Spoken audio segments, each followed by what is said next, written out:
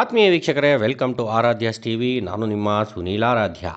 ಬಂಧುಗಳೇ, ಇತ್ತೀಚೆಗೆ ಸಮಾಜ ಸೇವೆ ಅಂದರೆ ಅದೊಂದು ಸ್ವಾರ್ಥಪೂರಿತ ವಿಚಾರವಾಗಿ ಬದಲಾಗಿ ಹೋಗಿದೆ.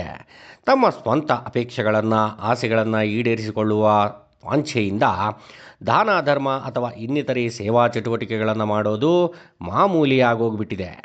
ಇಂತಹ ಕಾಲಘಟ್ಟದಲ್ಲಿ ಇಲ್ಲೊಬ್ಬ ವ್ಯಕ್ತಿ ಅದಕ್ಕೆ ಅಪವಾದ ಎಂಬಂತೆ ಯಾವುದೇ ಪ್ರಚಾರ ಬಯಸದೆ, ಯಾವುದೇ ಪ್ರತಿಫಲಾಪೇಕ್ಷೆ ಇಲ್ಲದೆ ನಿರಂತರವಾಗಿ ಅನೇಕ ವರ್ಷಗಳಿಂದ ಸಮಾಜ ಸೇವೆಯನ್ನು ಮಾಡುತ್ತಾ ಬರುತ್ತಿದ್ದಾರೆ. ಕೆಟ್ಟದ್ದನ್ನು ತೋರಿಸದಿದ್ದರೂ ಪರವಾಗಿಲ್ಲ, ಒಳ್ಳೆಯದನ್ನು ಪಸರಿಸಲೇಬೇಕು ಎಂಬುದು ನಮ್ಮ ವಾಹಿನಿಯ ಉದ್ದೇಶ. ಅದೇ ಕಾರಣಕ್ಕೆ ಈ ವ್ಯಕ್ತಿಯನ್ನು ಸಮಾಜಕ್ಕೆ ಪರಿಚಯಿಸುತ್ತಿದ್ದೇವೆ. ಎಸ್ ಬಂಧುಗಳೇ, ಯಾರು ಆ ನಿಜವಾದ ಸಮಾಜ ಸೇವಕರು ಅಂದರೆ ಡಾಕ್ಟರ್ BV ಮಂಜುನಾಥ್ರವರು. ಶ್ರೀಯುತರು ಸಾಮಾನ್ಯವಾಗಿ ನಮ್ಮ ಜಿಲ್ಲೆಯಲ್ಲಿ ಚಿರಪರಿಚಿತರು. ಇವರ ಪರಿಚಯ ಅಷ್ಟಾಗಿ ಬೇಕಾಗಿಲ್ಲ. ಕಾರಣ, ವೈದ್ಯರಾಗಿ ಜಿಲ್ಲೆಯಲ್ಲಿ ಅವರು ಅಪಾರ ಕೀರ್ತಿವಂತರು. ಆದರೆ ತಮ್ಮ ಸಮಾಜ ಸೇವೆಯ ಪ್ರಚಾರದ ವಿಚಾರದಲ್ಲಿ ಮಾತ್ರ 0% ಕೀರ್ತಿವಂತರು. ತಾವು ಮಾಡುವ ಸೇವಾ ಕಾರ್ಯಗಳಿಗೆ ಯಾವುದೇ ರೀತಿ ಪ್ರಚಾರ ಪಡೆಯುವುದಿಲ್ಲ ಈ ವ್ಯಕ್ತಿ. ಚಿಕ್ಕಬಳ್ಳಾಪುರದಲ್ಲಿ ಸೂರ್ಯ ಅಲ್ಟ್ರಾಸೌಂಡ್ ಸ್ಕ್ಯಾನಿಂಗ್ ಎಂಬ ಸ್ಕ್ಯಾನಿಂಗ್ ಸೆಂಟರ್ ಹೊಂದಿರುವ ಡಾಕ್ಟರ್ BV ಮಂಜುನಾಥ್ರವರು ಬಡವರ ಪಾಲಿನ ನಿಜವಾದ ಬಂಧುಗಳು. ತಮ್ಮ ಸ್ಕ್ಯಾನಿಂಗ್ ಸೆಂಟರ್ನಲ್ಲಿ ಊರಿನ ಎಲ್ಲ ಸ್ಕ್ಯಾನಿಂಗ್ ಸೆಂಟರ್ಗಳಿಗಿಂತ ಕಡಿಮೆ ಫೀಸ್. ಹಾಗಾಗಿಯೇ ದಿನಂಪ್ರತಿ ನೂರಾರು ಜನ ಇವರ ಬಳಿ ಸ್ಕ್ಯಾನಿಂಗಿಗೆ ಬರುತ್ತಾರೆ. ಸ್ಕ್ಯಾನಿಂಗ್ನ ದರದಲ್ಲಿ ಕಡಿಮೆ ಮಾಡಿದ್ದೇ ಅಲ್ಲದೆ ಅವರಲ್ಲಿಗೆ ಬರುವ ಅಷ್ಟು ಜನಕ್ಕೆ ನಿತ್ಯ ಮಧ್ಯಾಹ್ನ ಉಚಿತ ಊಟದ ವ್ಯವಸ್ಥೆ ಮಾಡಿರುವ ಅನ್ನದಾಸೋಹಿಗಳು ನಮ್ಮ ಡಾಕ್ಟ್ರು.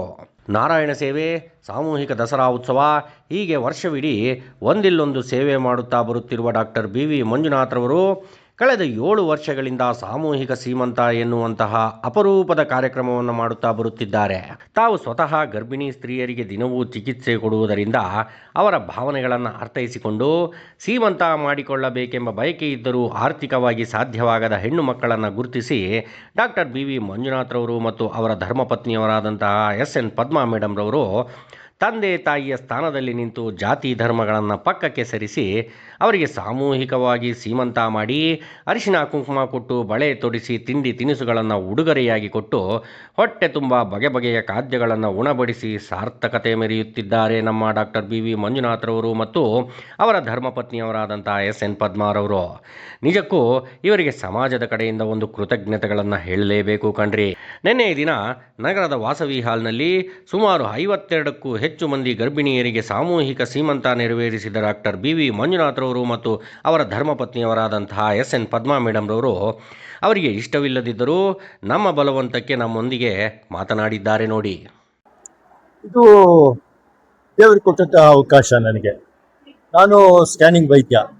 ನನಗೆ ಪ್ರತಿನಿತ್ಯ ಸ್ಕ್ಯಾನಿಂಗ್ಗೆ ಹೆಣ್ಮಕ್ಳು ಗರ್ಭಿಣಿ ಸ್ತ್ರೀಯರು ಬರ್ತಾ ಇದ್ದಾರೆ.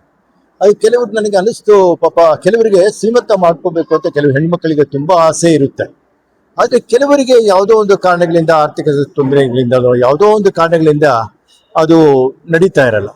ಸಾಮಾನ್ಯವಾಗಿ ಈ ಒಂದು ಸೀಮಂತ ಕಾರ್ಯಕ್ರಮ ಬಹಳ ಖುಷಿ ಕೊಡುತ್ತದೆ ಗರ್ಭಿಣಿಯರಿಗೆ ಅಂತ. ಯಾಕಂದ್ರೆ ನಾವು ನಮ್ಮ ಮನೆಗಳಲ್ಲಿ ನಾವು ನೋಡ್ತಾ ಇರ್ತೀವಿ, ನಮ್ಮ ಮನೆಗಳಲ್ಲಿ ಶ್ರೀಮಂತ ಮಾಡಿದಾಗ, ನಮ್ಮ ಹೆಣ್ಮಕ್ಳಿಗೆ ಮಾಡಿದಾಗ ಆ ಒಂದು ಖುಷಿಯನ್ನ ಅವ್ರಿಗೊಂದು ಕೊಡಬೇಕು ಒಂದು ಉದ್ದೇಶದಿಂದ ಈ ಒಂದು ಸಾಮೂಹಿಕ ಶ್ರೀಮಂತ, ಬಡವರು ಮುಖ್ಯವಾಗಿ ಹೇಳ್ಬಾರ್ದು, ಅದನ್ನು ಬಡವರು ಅಂತ ಹೇಳೋದಕ್ಕೆ ಇಷ್ಟಪಡಲ್ಲ ನಾವು. ಆಕ್ಚುಲ್ ಆಗಿ ನಮ್ಮ ಸ್ಕ್ಯಾನಿಂಗ್ ಬರೋರು ಹೆಣ್ಮಕ್ಳೇ ಅಂತಲ್ಲ, ಯಾರಾದ್ರೂ ಆಗ್ಲಿ ಅವರ ಒಂದು ಹೆಣ್ಣು ಮಕ್ಕಳಿಗೆ ಅವ್ರಿಗೆ ಒಂದು ಸೀಮಂತ ಮಾಡಬೇಕು, ಸ್ವಲ್ಪವಾದ್ರೂ ಅವ್ರಿಗೆ ಸಂತೋಷವನ್ನು ಉಂಟು ಮಾಡಬೇಕು ಅನ್ನೋದೇ ನಮ್ಮ ಇಬ್ಬರ ಒಂದು ಉದ್ದೇಶ.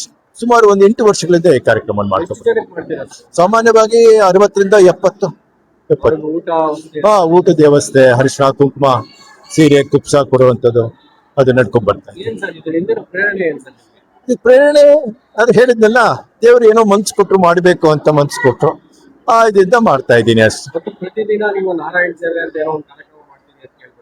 ಹೌದೌದು, ನಾರಾಯಣ ಸೇವೆ ಇದು ಮಾಡ್ತಾ ಇದೀವಿ. ಸುಮಾರು ಒಂದು 14 ವರ್ಷದ ಮಾಡ್ತಾ ಇದ್ದೀವಿ. ಅದಕ್ಕೆ ಪ್ರೇರಣೆ ಬಂದು ನಮ್ಮಪ್ಪ. ಅವ್ರಿಗೆ ಬಡವರ ಅದು ಕಂಡ್ರೆ ತುಂಬಾ ಇದು. ಯಾಕಂದ್ರೆ ನಾವೆಲ್ಲ, ನಮ್ಮಪ್ಪ ತುಂಬಾ ಕಷ್ಟದಲ್ಲಿ ಬೆಳೆದಿರುವಂತವ್ರು.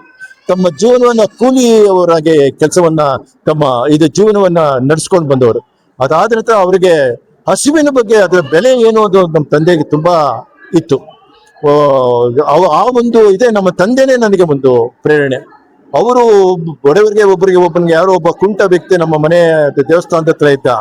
ಅವನಿಗೆ ಊಟ ಮಾಡಿ ಕೊಡದೆ ಬಂದು ಇವ್ರು ಯಾವತ್ತೂ ಊಟ ಮಾಡ್ತಾ ಇರ್ಲಿಲ್ಲ. ಈ ಒಂದು ಬಡವರ ಬಗ್ಗೆ ಅವ್ರಿಗೆ ಅಷ್ಟು ಇದಿತ್ತು. ನನಗೂ ಒಂದು ಏನೋ ಒಂದು ನಾರಾಯಣ ಸಭೆ ಭಿಕ್ಷುಕರು ಕೆಲವರು ನಡೆಯಕ್ಕಾಗೋದಿಲ್ಲ ಬಸ್ ಸ್ಟ್ಯಾಂಡ್ಗಳಲ್ಲಿ ಅಲ್ಲೆಲ್ಲಾನು ಅಲ್ಲಿ ಮಲಗಿರ್ತಾರೆ ಅಂತ ಅಲ್ಲಿಗೆ ಹೋಗಿ ನಾವು ಒಂದು ಕೊಡಬೇಕು, ನಾರಾಯಣ ಸೇವೆಯನ್ನು ಮಾಡಬೇಕು ಅನ್ನೋ ಉದ್ದೇಶದಿಂದ 15 ವರ್ಷದಿಂದ ಮಾಡ್ತೀವಿ. ಹೌದು, ಸ್ಕ್ಯಾನಿಂಗ್ ಸೆಂಟರ್ ಅಲ್ಲಿ ಪ್ರತಿದಿನ ನಾವು ಗರ್ಭಿಣಿ ಸ್ತ್ರೀಯರಿಗೆ ಅವ್ರ ಜೊತೆಲಿ ಬಂದವ್ರಿಗೂ ನಾವು ಊಟ ಕೊಡ್ತಾ ಇದೀವಿ. ಯಾಕಂದ್ರೆ ನನ್ನ ಹತ್ರ ಬರೋದೇ ತುಂಬಾ ದೂರದ ಹಳ್ಳಿಗಳಿಂದ ಬರ್ತಾರೆ ಪಾಪ ಗರ್ಭಿಣಿ ಸ್ತ್ರೀಯರು. ಯಾಕಂದ್ರೆ ಅವರಿಗೆ ಒಂದು ತುಂಬಾನೇ ಕಷ್ಟ. ಯಾಕಂದ್ರೆ ನಮ್ಗೆ ಅದು ಸುತ್ತಮುತ್ತ ಯಾವ್ದು ಹೋಟ್ಲುಗಳು ಇಲ್ಲ. ನಾವು ಬರೋದೇ ತುಂಬಾ ದೂರದಿಂದ ಹಳ್ಳಿ ಜನ ಬರ್ತಾರೆ. ನನಗೆ ಒಮ್ಮೆ ನೋಡಿದೆ ಸುಮಾರು ಒಂದು 5 ಗಂಟೆ ಟೈಮಲ್ಲಿ ಒಬ್ಬರಿಗೆ ಪ್ರೇರಣೆ ಹೇಗಾಯ್ತು ಅನ್ನೋದಕ್ಕೆ ಅಂದ್ರೆ, ಒಂದು ಸಾರಿ 5 ಗಂಟೆ ಟೈಮಲ್ಲಿ ಸ್ಕ್ಯಾನಿಂಗ್ ಮಾಡುವಾಗ ಆಕೆ ನನಗೆ ತುಂಬಾ ಹಸುವಾಗ್ತಾ ಇದೆ ಸರ್, ನನಗೆ ಬೇಗ ಮಾಡಿ ಸ್ಕ್ಯಾನಿಂಗ್ ಅಂತ ಹೇಳಿದ್ರು. ಯಾಕೋ ನನಗೆ ಆವತ್ತು ತುಂಬಾ ಮನ್ಸಿಗೆ ಬೇಜಾರಾಯ್ತು. ಆವತ್ತಿನಿಂದ ನಾನು ತೀರ್ಮಾನ ಮಾಡ್ಕೊಂಡೆ, ಒಂದು ಅನ್ನಪೂರ್ಣೇಶ್ವರಿ ಫೋಟೋ ತಂದು ಅನ್ನಪೂರ್ಣೇಶ್ವರಿ ಪೂಜೆಯನ್ನು ಮಾಡಿಸಿ ಆ ದಿನದಿಂದಲೇ ಸುಮಾರು ಒಂದು 9 ವರ್ಷಗಳಿಂದ ಪ್ರತಿನಿತ್ಯ ಗರ್ಭಿಣಿಯರಿಗೆ ನಾವು ಊಟ ಮಾಡೋ ಸಮಯದಲ್ಲಿ ಅವ್ರಿಗೂ ಊಟವನ್ನು ಕೊಟ್ಟು ಒಂದು ದೇವರು ಕೊಟ್ಟಿರುವಂತಹ ಇದು ಒಂದು ಒಂದು ಮನಸ್ಸು ಅಷ್ಟೇ. ಹಾ, ಪೂರ್ಣ ಸಹಕಾರ ಇದೆ, ಪೂರ್ಣ ಸಹಕಾರ ಇದೆ. ಯಾವುದೇ ರೀತಿ ಅಭ್ಯಂತರ ಅಲ್ಲಿ ಇನ್ನ ಹೆಚ್ಚಿಗೆ ಮಾಡ್ಬೇಕು ಅಂತಾನೆ ಅವ್ರಿಗೆ, ಇನ್ನ ನಾನು ಇದು ಸಾಲದು ಅಂತಾನೆ ಅವ್ರಿಗೆ ಇನ್ನ ಹೆಚ್ಚಾಗಿ ಮಾಡ್ಬೇಕು ಅಂತ ಆಸೆ ಇದೆ. ಅವರ ಒಂದು ಪೂರ್ಣ ಎಲ್ಲರ ಒಂದು ತಾಯಿಯವರು, ತಂಗಿ, ತಮ್ಮ ಅವರೆಲ್ಲರೂ ಸಪೋರ್ಟ್ ಮಾಡ್ತಾರೆ. ಇವ್ರ ಕೈಯಿಂದ ಮಾಡಕ್ ಆಗಲ್ಲ ಇದೆಲ್ಲ. ಎಲ್ಲ ಒಟ್ಟು ಕುಟುಂಬ ಆಗಿರೋದ್ರಿಂದ ಎಲ್ಲರೂ ಸಪೋರ್ಟ್ ಮಾಡಿ ಇದನ್ನೆಲ್ಲ ನಡ್ಸ್ಕೊಂಡ್ ಬರ್ತಾ ಇದ್ದಾರೆ.